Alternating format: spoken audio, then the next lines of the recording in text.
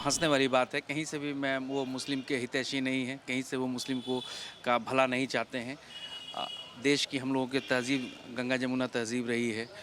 हक़ हमें मिलता आया है, शुरू से मिलता आया है, कहीं कोई परेशानी नहीं रही है। हम खुश हैं, खुश थे और ये हक़ दिलाने वाली बात एक नए तरीके से पेश करना, ये ओवैसी साहब का एजेंडा है और कुछ भी नहीं। कहीं कुछ नहीं है। ओवैसी साहब कहीं से भी ओवैसी साहब की वजह से मुसलमानों का भला नहीं होने वाला है। हमारे साथ हिंदुस्तानी अवाम मोर्चा के यूथ के राष्ट्रीय अध्यक्ष फैज़ सिद्दीकी साहब हैं। आइए उनसे जानते हैं कि वो ओवैसी जी के बारे में क्या सोचते हैं।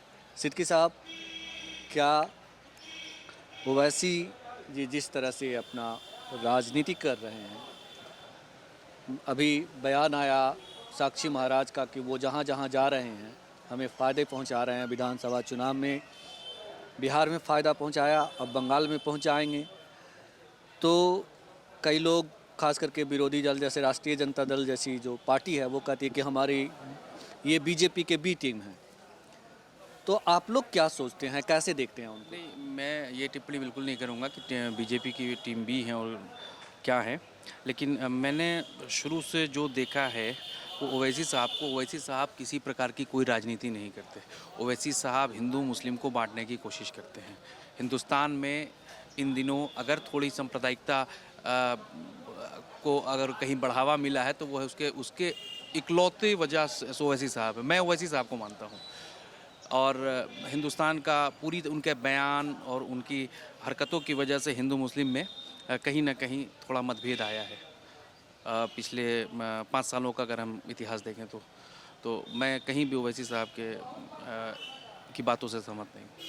क्या ओवैसी साहब मुस्लिमों के रहनुमा हैं, ताड़नहार हैं और उन्हीं के राह पर चल करके जो मुस्लिम समाज है जिसको वो हक और हुकूक दिलाने की बात करते हैं वो मिलेगा? बिल्कुल नहीं, ये तो एक हँसने वाली बात है। कहीं से भी मैं वो मुस्लिम के हितैषी नहीं हैं, कहीं से वो मुस्लिम को का भला नहीं चाहते हैं। अ, देश की हम लोगों की तहज़ीब गंगा जमुना तहज़ीब रही है। हक़ हमें मिलता आया है, शुरू से मिलता आया है, कहीं कोई परेशानी नहीं रही है। हम खुश हैं, खुश थे और ये हक़ दिलाने वाली बात एक नए तरीके से पेश करना, ये ओवैसी साहब का एजेंडा है और कुछ भी नहीं। कहीं कुछ नहीं है। ओवैसी साहब कहीं से भी ओवैसी साहब की वजह से मुसलमानों का भला नहीं होने वाला है।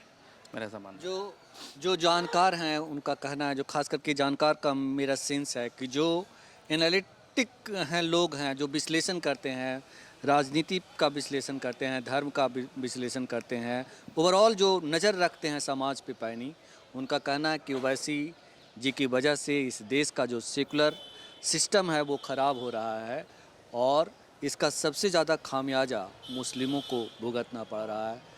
आपको क्या लगता है कि सचमुच ओवैसी साहब जो हैं? मैं इस बात से सहमत हूँ कि इसका नुकसान कहीं न कहीं मुसलमानों को मिल रहा है। तो ओवैसी साहब कहीं से भी मुसलमानों के हितैषी नहीं है और ओवैसी साहब की हरकतों की वजह से, उनके बयान की वजह से कहीं न कहीं हिंदुस्तान में मुसलमानों का नुकसान हो रहा है। बात करें बिहार की, तो बिहार के बारे में आप क्या सोचते हैं कि जिस तरह से ओवैसी जी ने अचानक से 5 सीटें ले आई, तो क्या लगता है कि जो बिहार के मुसलमान हैं उनकी आइडियोलॉजी की ओर प्रभावित हैं, या ये वक्त की मांग थी, एक बार हो गया मतलब, और इससे सबक लेंगे वो कि मतलब आगे इस तरह का काम ना करें?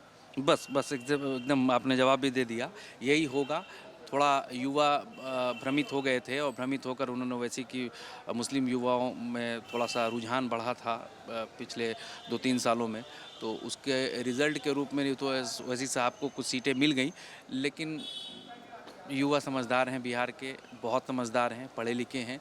2-3 सालों में वो उनको खुद समझ में आ जाएगा, कुछ ही दिनों में कुछ समझ में आ जाएगा और आने वाले कल में फिर ओवैसी को कहीं कोई एक सिंगल सीट भी मिलने नहीं जा रही ओवैसी को।